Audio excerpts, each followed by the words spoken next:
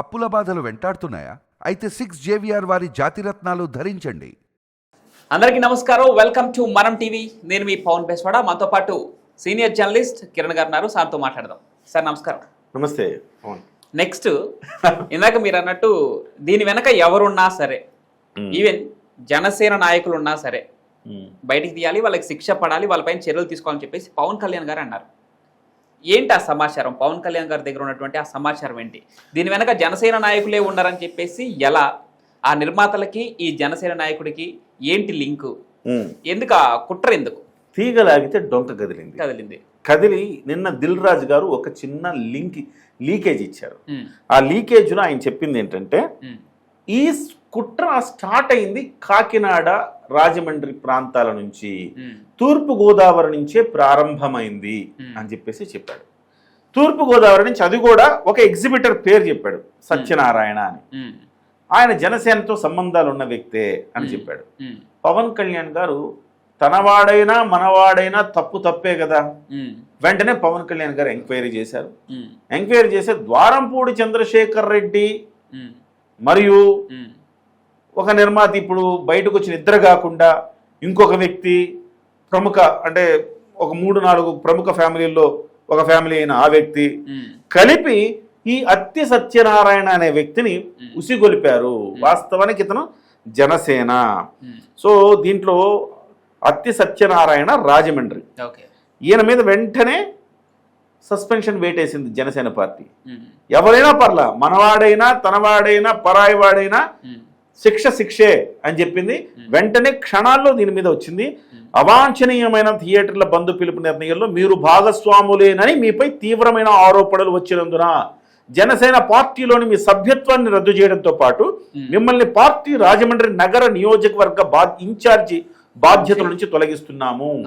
మీపై వచ్చిన ఆరోపణలు సత్యమా అసత్యమా నిరూపించుకునే వరకు మీరు పార్టీ కార్యక్రమాలకు దూరంగా ఉండాలని ఆదేశిస్తున్నాం. అంటే ఇందులో మీరు చూశారు కదా, పార్టీ జనసేన పార్టీ అయినా సో ఇందులో కూడా కల్ప్రిట్స్ ఉంటారు. ఇప్పుడు మీరు చూశారు, జ్యోతి మల్హోత్రా ఒక హిందూ మహిళ, కానీ కల్ప్రిట్ కదా, పాకిస్తాన్ వాడికి రహస్యాలు అమ్మింది కదా. ఈ అత్తి సత్యనారాయణ అనేవాడు కూడా ఈ ద్వారంపూడి చంద్రశేఖర్ రెడ్డికి, ఆ సదరు బడా నిర్మాతకి అమ్ముడు పోయి వాళ్ళ వ్యూహంలో పావుగా మారి ఇవాళ ఎగ్జిబిటర్లంతా రెచ్చగొట్టాడు. ఇది బహుశా అత్తి సత్యనారాయణకి వ్యూహం తెలియకపోయి ఉండొచ్చు. అత్తి సత్యనారాయణని సహజంగా రెచ్చగొట్టుండొచ్చు. సత్యనారాయణ ఏం చేశాడంటే మిగతా వాళ్ళందరూ కూడా కలుపుకెళ్ళారు. సో కలుపుకెళ్ళడమే కాకుండా ఈ బడా నిర్మాత ఎవరైతే ఉన్నారో ఆ నిర్మాత మే 1వ తారీఖునే థియేటర్లన్నీ బంద్ చేయాలి అని చెప్పేసి ఒక ప్లాన్ చేశారు. మే 12 అనుకున్నారు. పుసుకుని అది మే 12 కాదు, జూన్ 12 అన్నారు. Cinema release. అట్లయితే మనం థియేటర్ల బంద్ కూడా 1వ తారీఖు జూన్ 1కి వాయిదా వేసుకుందాం అనుకున్నారు. ఆ మేరకు మొత్తం కథ నడిపించారు. ఇవాళ మీరు చూడండి, నలుగురు కలిసి ప్రెస్ మీట్ పెట్టాలా? ఆయనే అన్నాడా, నలుగురు కలిసి మేము ప్రెస్ మీట్ పెట్టాలా, కానీ ఎవరికి వారే వచ్చి ప్రెస్ మీట్ పెట్టాల్సిన పరిస్థితి వచ్చింది. అంటే ఇక్కడ మిగతా ఇద్దరి మీద అనుమాన మేఘాలు కమ్ముకున్నాయి. సునీల్ నారంగ్, తర్వాత సురేష్ బాబు.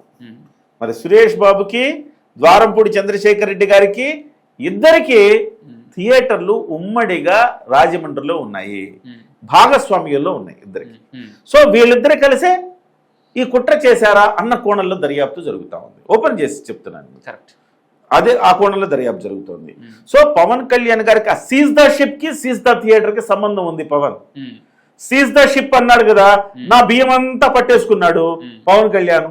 ఇప్పుడు పవన్ కళ్యాణ్ ఎట్లా దెబ్బ కొట్టాలి? థియేటర్లు మూసేసి దెబ్బ కొడతా, నా బియ్యం ఆపడానికి సీజ్ ద షిప్ అన్నాడు, నేను సీజ్ ద థియేటర్లు అంట అని చెప్పి సీజ్ ద థియేటర్లు అనే ఒక డ్రామాని క్రియేట్ చేశారు.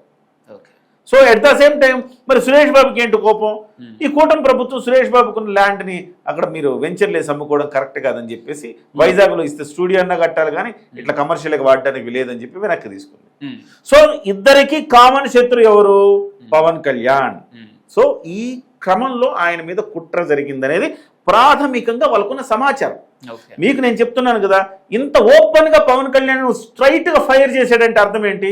ఎంతో బలమైన సమాచారం ఉంటే ఇంత ఓపెన్ గా ఫైర్ చేస్తాడు. సో ఫైర్ చేసిన తర్వాత ఎవరైతే కలుగుల్లో దాక్కున్నోళ్ళు నిజాయితీ పరులు మాకేం సంబంధం లేదు అన్నోళ్ళు అందరూ బయటకు వచ్చారు. పొగ పెట్టాడు, పొగ పెడితే అర్రే మాకు తప్పేం లేదని అందరూ బయటకు వచ్చారు. పొగ పెట్టినా మగ్గిపోతున్నారు లోపల సంబంధం ఉన్నవాళ్ళు. ఇది ఇప్పుడు ప్రజలకంతా అర్థమవుతుంది. మరి ఈ కోణంలో మరి దర్యాప్తు జరుగుతూ ఉంది.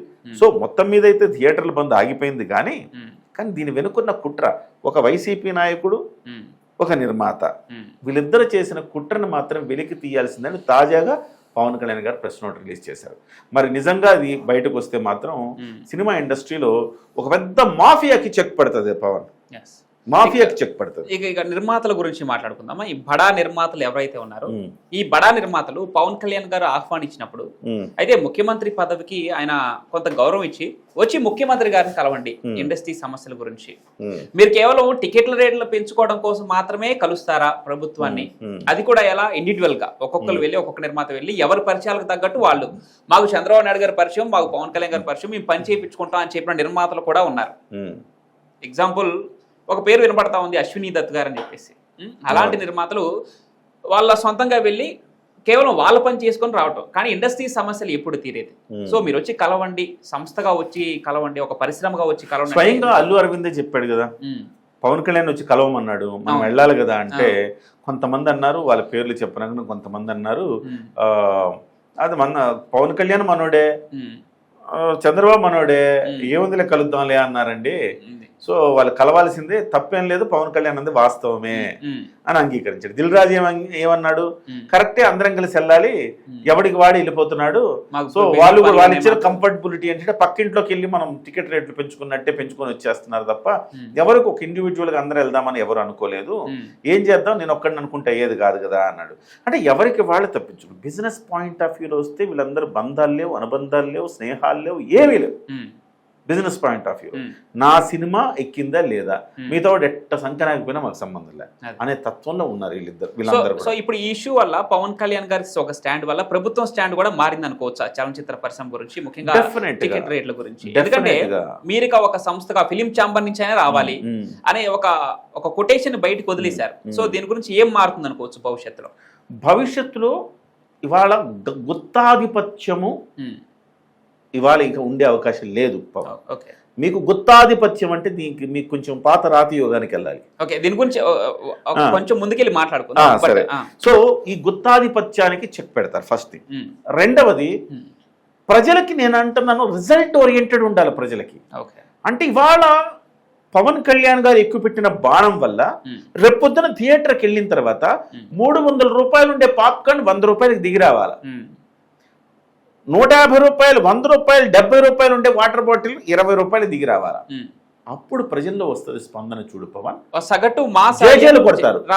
ఎన్నో రోజుల నుంచి చూస్తున్నాము, ఇది పవన్ కళ్యాణ్ వచ్చాక సాధించాడు, ఇది బద్దలు కొట్టాడు ఈ మాఫియా అని పవన్ కళ్యాణ్ వచ్చాక అని చెప్పేసి ప్రజలు మాట్లాడుకోవాలా. ఆ పరిస్థితి వస్తుందని నేను అనుకుంటున్నా. పవన్ కళ్యాణ్ గారు ఇక సినిమా స్వయంగా తన సినిమా అయినా కానీ ఏం రత్నం గారు కూడా నేరుగా ఏం రత్నం రావద్దు, కేవలం ఫిల్మ్ ఛాంబర్ ద్వారా మాత్రమే రండి అని చెప్పి పవన్ కళ్యాణ్ గారు ఆదేశాలు జారీ చేశారు. ఇక ఏ సినిమా అయినా ఇష్టం వచ్చినట్టు పక్కింటికి వెళ్ళినట్టు వెళ్ళి తీసుకురావడం టికెట్ ధరలు, చంద్రబాబు మావాడే, పవన్ మావాడే వెళ్ళి ధరలు పెంచుకురావడం అనేది జరగదు. సో అదొక స్పష్టమైన మార్పు వస్తుంది. రెండు, నేను ఇంతకుముందు చెప్పినట్టుగా ఈ ధరలన్నీ తగ్గుముఖం పడతాయి. మూడు, సినిమా ఇండస్ట్రీకి సంబంధించి గుత్తాధిపత్యం పోయి మిగతా వాళ్ళందరికీ అవకాశాలు వచ్చే ఒక పరిస్థితి ఏర్పడుతుంది. సో సినిమా ఇండస్ట్రీకి ఒక కాంప్రహెన్సివ్ ఫిల్మ్ డెవలప్మెంట్ పాలసీ రూపొందిస్తున్నారు. కొత్త టెక్నాలజీలని అవపోసన పట్టుకుంటారు, కొత్త వ్యక్తులకు శిక్షణ ఇస్తారు, వాళ్ళందరితో సినిమాలు తీయిస్తారు, వాళ్ళకి ప్రోత్సాహాలు ఇస్తారు. సో ఏదైతే ఇండస్ట్రీకి ఎట్లాంటి ప్రోత్సాహకాలు ఇస్తారో ఆ ప్రోత్సాహకాలకు ఇవ్వటం మొదలవుతుంది. ఇట్లా ఈ 3-4 మార్పులు అయితే చాలా స్పష్టంగా రాబోతున్నాయని మనం చెప్పుకోవచ్చు. ఇక్కడ జనసేనలో ఉన్నటువంటి ఈ సినిమాటోగ్రఫీ శాఖని జనసేన తీసుకోవడానికి అసలు ప్రభుత్వం ఏర్పడిన వెంటనే ఈ శాఖ మాకే కావాలని చెప్పేసి పవన్ కళ్యాణ్ గారు కోరారా? పవన్ కళ్యాణ్ గారు కోరి ఉండొచ్చు, సహజంగానే చంద్రబాబు గారు కూడా ఆఫర్ ఇచ్చి ఉండొచ్చు. అంటే సహజంగా ఏంటంటే పవన్ కళ్యాణ్ ఉప ముఖ్యమంత్రి, సినిమా ఇండస్ట్రీలో ఉప ముఖ్యమంత్రిగా ఉన్నారు, ఇండస్ట్రీలో చాలా బలమైన పొజిషన్లో ఉన్నారు, ఒక పెద్ద స్టారు, అలాగే వాళ్ళ ఫ్యామిలీ చాలా బలమైన ఫ్యామిలీ. కాబట్టి ఆ శాఖను వాళ్ళకి ఇస్తే ఉపయోగం అని ఇది పవన్ కళ్యాణ్ గారు కూడా స్వయంగా కోరు కూడా ఉండొచ్చు. ఎందుకంటే గతంలో కొన్ని అవమానాలు జరిగినాయి. అవమానాలు జరిగిన దరిమిలా ఈ సినిమాటోగ్రఫీ శాఖ మన చేతిలో ఉండాలని కూడా పవన్ కళ్యాణ్ భావించి ఉండొచ్చు. సో ఆయన చాలా స్పష్టమైన అవగాహన ఉంది. మీరు చూడండి, పవన్ కళ్యాణ్ గారికి అన్ని శాఖల పట్ల అవగాహన ఉందండి.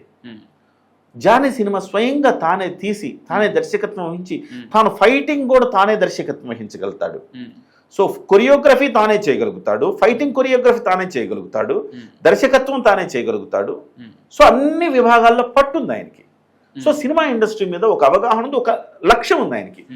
ఆయనకి సినిమా ఇండస్ట్రీ ఎలా ఉండాలి, ఇలా ఉండాలి, ఇలా ఉండాలి, మనం ఎందుకు హాలీవుడ్తో పోటీ పడద్దు అంటున్నాడు. సో అందుకోసం బహుశా పవన్ కళ్యాణ్ గారు కోరి తీసుకుని ఉండొచ్చు.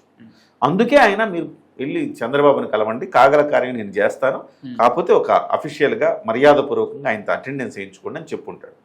వీళ్ళకి కుదరలా పాపం, busy persons. Sir thank you so much. నమస్తే.